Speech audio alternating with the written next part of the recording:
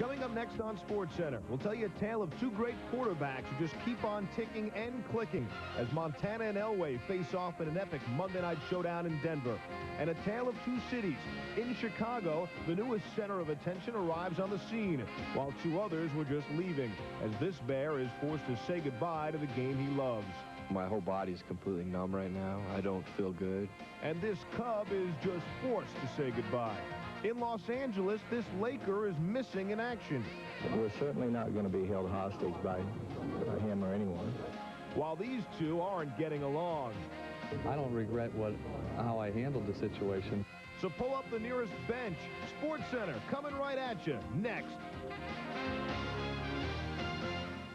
Hi, everyone. Steve Levy, Carl Ravitch, and welcome you to SportsCenter, the baseball institution. They can't figure out how to get back on the field, but they are real good at giving out awards. And Carl Malone, get this, had to take a cold shower as Delta visits United. Yeah, first we're going to fly the friendly skies to the not-so-friendly confines of Mile High. There was the threat of snow. There was an even greater threat of rain. The last time the Broncos walked off their own field, it poured on them. Booze, beers, and insults. In come the Chiefs, another team that has felt the fury of the Mile High faithful. They've dropped 11 straight there. Marty Schottenheimer has never won in Denver.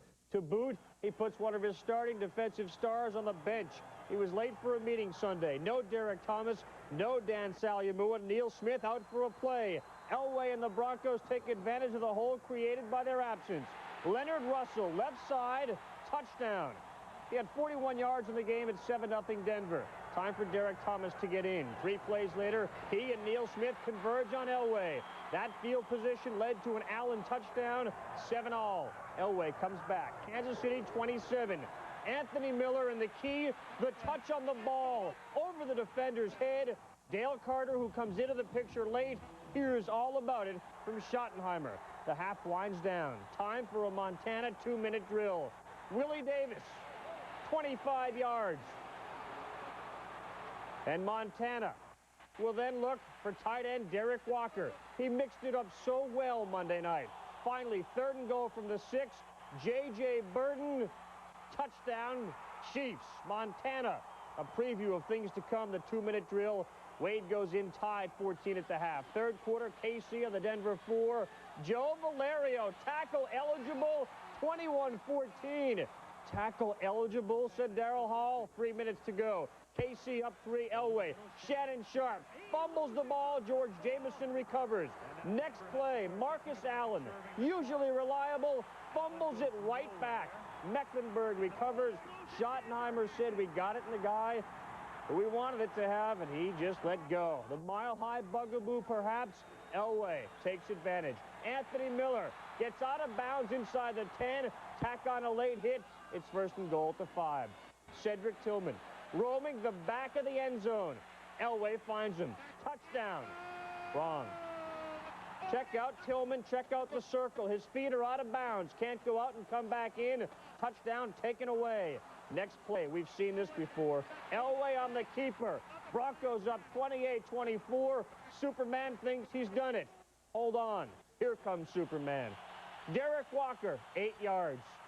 Kimball Anders then. And the key here, Anders one move to get out of bounds and stop the clock. Time running down. Tracy Green, 13 more yards deep into Bronco territory with Elway watching. He's seen it before. 13, 12, 11. Montana finds Willie Davis, and he makes a great move to get into the end zone. His 3rd touchdown pass of the game. Wade Phillips cannot believe how the season is going. Joe the hero. His 1st win at Mile High. Marty gets that Mile High monkey off his back. As for Denver, they have dropped 4 straight at home, dropped to 1-5 overall. Montana's numbers, 34 of 54 for 393. And remember, there was talk he wouldn't be able to go. 8 different guys caught a ball. 7 of them had 2 or more receptions. Following the game, Boomer caught up with Joe Cool in the chilly Denver night. I think the thing that we concentrated on is we felt that they were going to give us a certain part of the field. So we were trying to get the ball down the field, but take underneath things and let us keep stopping the clock. And until we could get down in a position where we felt they may try to force some things with us, or get in a position where we could take some shots in the end zone. You look like you had a shot at the end zone, and just about as you're going to let it go, but the 3rd play of the drive, someone fell down.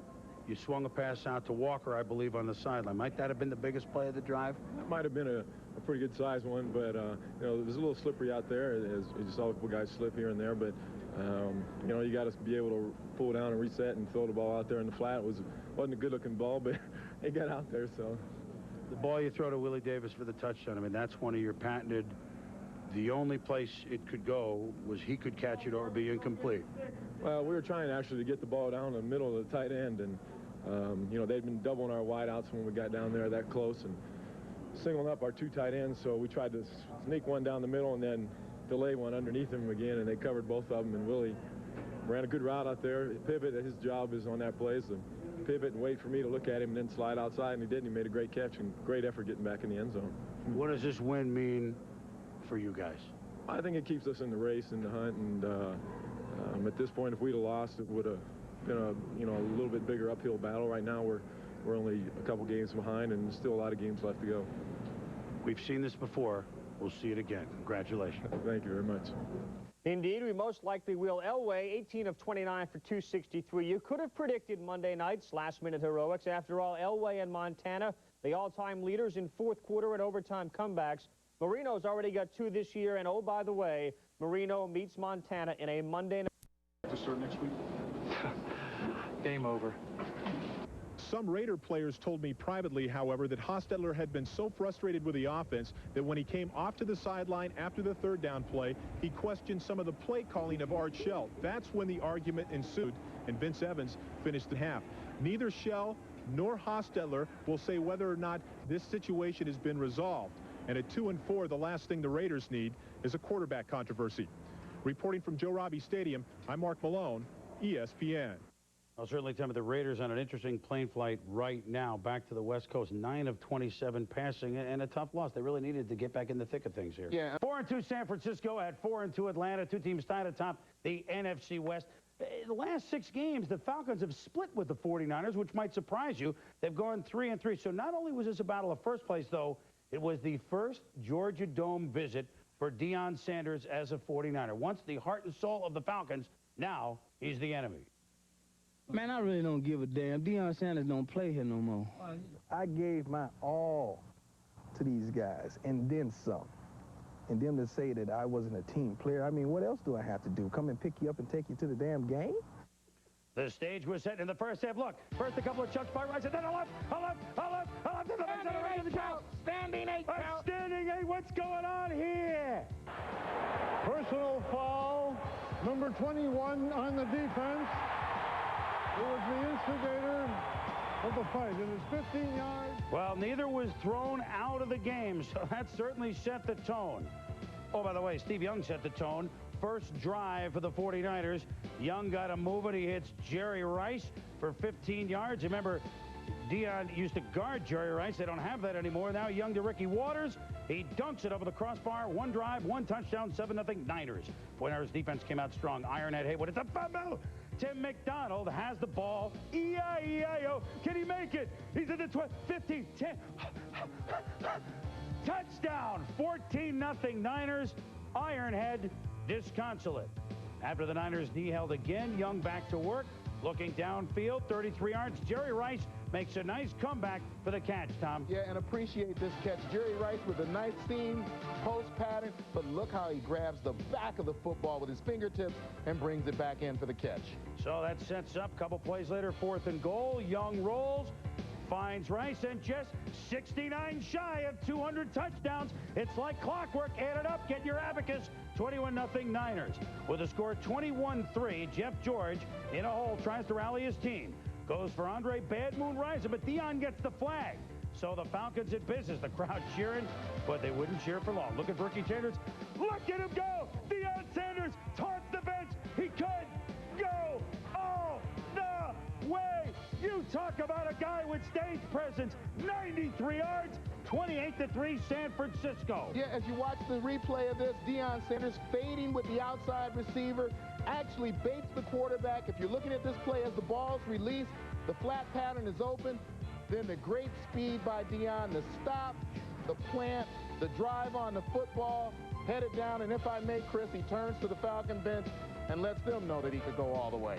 He certainly does, and the histrionics, and yes, some of the fans, not all of them booing him, they helped build it. Now, Dion hurt his groin on the play, didn't play the rest of the day, but certainly at 28-3, and 93 yards later, he made his point. Second half, more of the same. Georgia's pass, tipped by Rison. Merton Hanks makes the interception and the nice return, and he makes the cut back across the grain. He's not going to be stopped until he's inside the 10-yard line. Young would follow with a touchdown pass, 35-3. Then Dana Stubblefield causes a fumble. Ricky Jackson, boy, this doesn't look like the same defense, gave up 40 points 2 weeks ago to Philly. 6 sacks, 6 turnovers. They scored 2 touchdowns. Steve Young, second touchdown of the day for Ricky Waters. Steve Young on the day was okay. 15 of 16. Yeah, throwing economically for 4 touchdowns. Completed it, and that's a good scene at the end of the game with Rison and Dion hugging. But it was the 49ers who 2 years ago laid 2 games way in the upper 30s by 38 and 39 on the Falcons. It's the same thing, a 39-point win by the count of 42-3. And afterward, Dion talked about his afternoon.